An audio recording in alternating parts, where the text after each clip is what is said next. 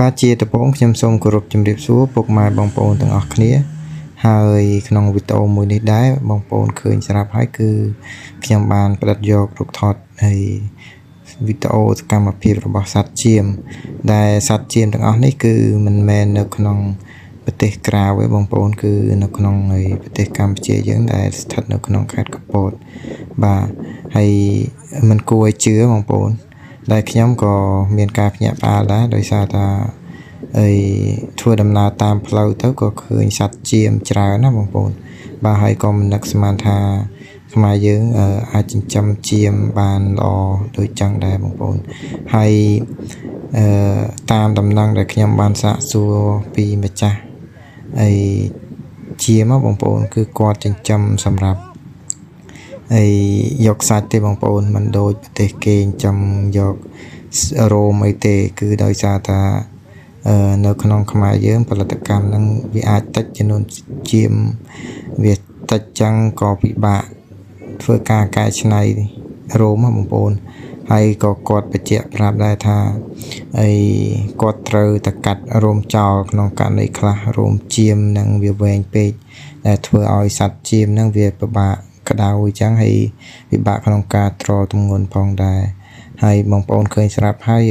សត្វចៀមនេះគឺមើលទៅតំណងស្រួលចិញ្ចឹមដែរទេបងប្អូនតាមខ្ញុំសាកសួរគាត់គឺគាត់មានរោងសម្រាប់សត្វចៀមដេកស្នាក់នៅមួយរបៀបជាតនើបងប្អូនហើយខ្ញុំក៏បានទៅថតដែរហើយបន្តមកទៀតនៅពេលដែលថ្ងៃចឹងគឺគាត់ចាប់ផ្ដើមប្រឡែងសត្វចៀមដើម្បីបណ្ដេញពួកវាហ្នឹងគឺដើម្បីឲ្យទៅស៊ីចំណីតាមទីវាលបងប្អូនមានដូចជាពពួកស្មៅពួករុក្ខជាតិអីផ្សេងហ្នឹងហើយក៏មិនមានជាប្រភេទចំណីផ្សំអីបន្ថែមដែរគឺចិញ្ចឹមបែបលក្ខណៈបណ្ដេញទីវាលស៊ីស្មៅបងប្អូនយ៉ាងណាមិញក៏គាត់បានបញ្ជាក់ប្រាប់ផងដែរថាកាលពីគាត់ចិញ្ចឹមចៀមដំបងហ្នឹងគឺក៏មានផលលំបាកតិចតួចដែរដោយសារតែអ្នកផ្ទះហើយនឹងអ្នកជិតខាងគាត់អត់គ្រប់គ្រងទេគឺការគាត់ដាក់ត្បូងគឺមានមតិជាច្រើនដែលនិយាយលេបខាយដល់គាត់ផងដែរថាហេតុអីបានត្រូវចិញ្ចឹមចៀមហើយចិញ្ចឹមបានប្រយោជន៍អីចឹងណាបងប្អូនតែដល់ពេលគាត់ចាប់ផ្ដើមចិញ្ចឹមចៀមបានផលល្អហើយផលិតកូនចៀមបានច្រើនទៅក៏លែងមានអ្នកថាអីហើយបងប្អូនបាទហើយនេះគឺសូមបញ្ជាក់ថាគាត់មានការព្យាយាមក្នុងការប្រឹងប្រែងក្នុងការចាប់យកអាជីពបងប្អូនបាទហើយសម្រាប់មួយវិញទៀតគឺខ្ញុំចង់បន្ថែមតាក់ទងជាមួយនឹងផលប្រយោជន៍ដែលគាត់បានចិញ្ចឹមហ្នឹងគឺតាក់ទងដែលខ្ញុំបានសួរនាំគាត់ហ្នឹងគឺគាត់ផលិតកូនតែមួយមុខទេបងប្អូនផលិតកូនគឺគោលបំណងចិញ្ចឹមលក់សាច់បងប្អូនបាទហើយសម្រាប់អត្ថប្រយោជន៍ផ្សេងទៀតគឺគាត់អត់ដឹងទេពួកគាត់ត្រូវលក់ទៅឲ្យឈ្មួញកាប់សាច់លក់ចឹងបងប្អូនប៉ុន្តែអ្វីដែលខ្ញុំដឹងតាក់ទងនឹងផលប្រយោជន៍សត្វចៀមនេះគឺវាមានច្រើនណាបងប្អូនវាយើងអាចទី1គឺលក់សាច់ហើយដោយសារតែគាត់ផលិតកូនចៀមគឺក្នុងមួយឆ្នាំមេមួយក្បាលគឺអាចកូនចន្លោះពី1ទៅ2ដងអញ្ចឹងគាត់ថាមានភាគច្រើនសត្វចៀមមកដោយសត្វគោបងប្អូនគឺកូនសម្បូរភ្លុះអញ្ចឹងមេខ្លះគឺវាចូល50ទៅ60%